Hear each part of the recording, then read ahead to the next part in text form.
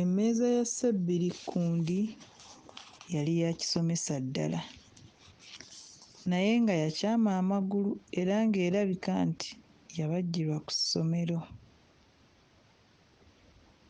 Kyokka yali nnene era ng'eriko n'essaawa enjatufu ekirawuli. Newankubadde mu nkula yali ekyali ssaawa naye nga mu mugaso evudde ku luguudo. Naye olw'okuba nga musajja wattu Bazibumbira yali talabanga ku ssaawa, etuula ku mmeeza ng'essowaani, yalwawo ng'akyakyewuunya.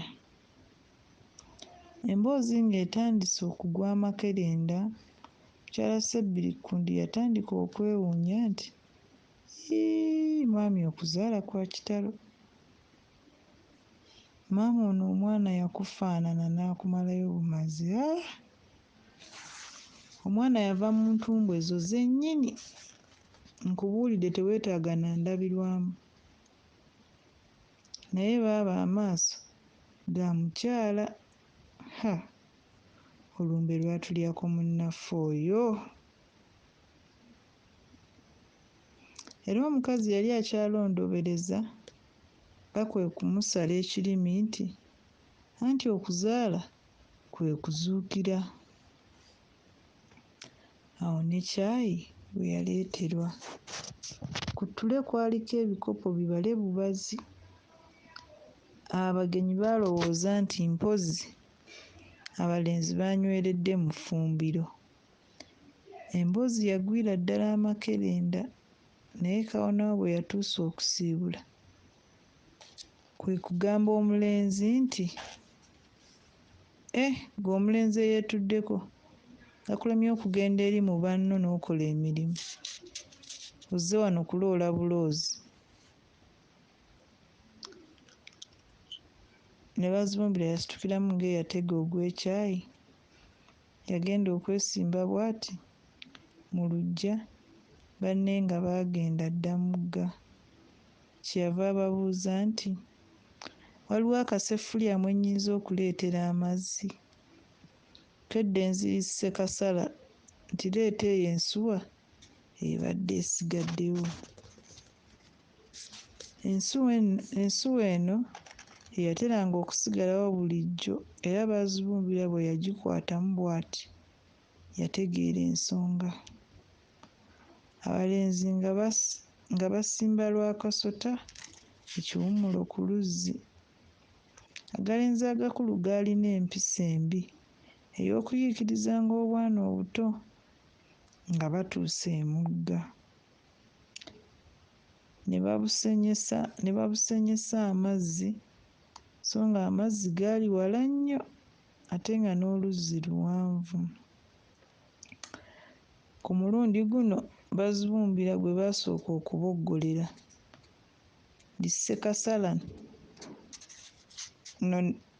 Lissekasala nno lye lyamuboggolera nti,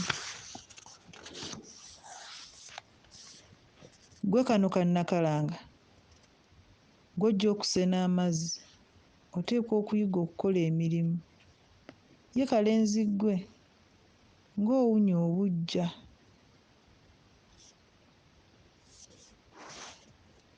Omwezi gwa Gatonnya ogwo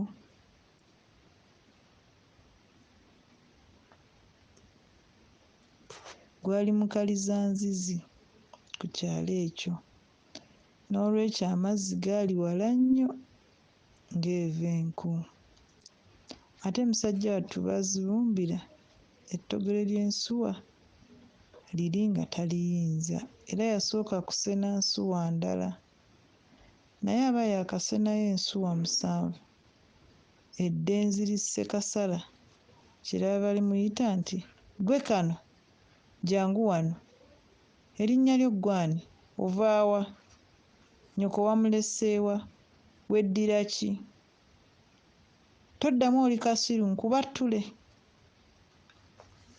Awo kwe kukwata Bazibumbira ne likasuka amatu nti, towulira? Bazibumbira bwe yali ngadda emabega bw'ati mbu yeewome, yasamba nsuwa.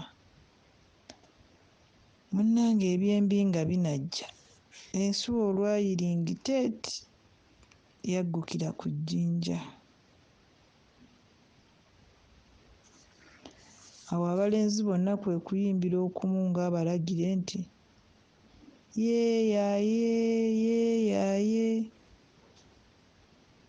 Leero Ssekasala onookiraba.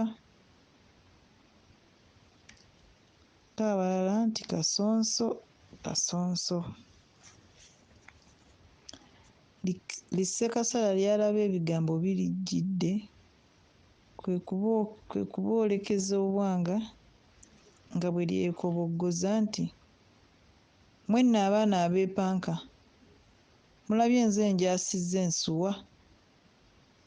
Simanyi kano ka mutwe gguba mukatya buti, nandiki mukaagalako binyeebwa, kale nno omuntu yenna agezaako n'andoopa anaalaba ekinfaamu. Awo kwe kutunulira Bazibumbira enkakaba nga bw'amutiisatiisa nti, gwe kano akalebeza emimwa, bwe kanaakutanda n'ondoopa, egyo emimwa nja kugikunya n'essubi etteete. Ate musajja wattu Bazibumbira yali ayagala Wambazzi, yeetikka bwetissi njo, naye bw'azituusa eka mugole we yazisoma aziva mu makkati nti, ate ezo enjo ge mazzi?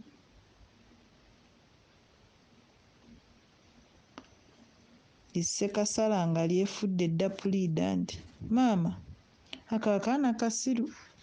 Bwe tutuuse ku luzzi nga keepanka okusena amazzi, nze bwe nnabadde nga kaggyako ensuwa nga kaagala kunnuma bulumi, nange kwe kukaleka nga ndowooza nti mpozzi kagiyinza, naye twalabidde awo ng'ensuwa kagikuba eri ekigwo ku nkoma.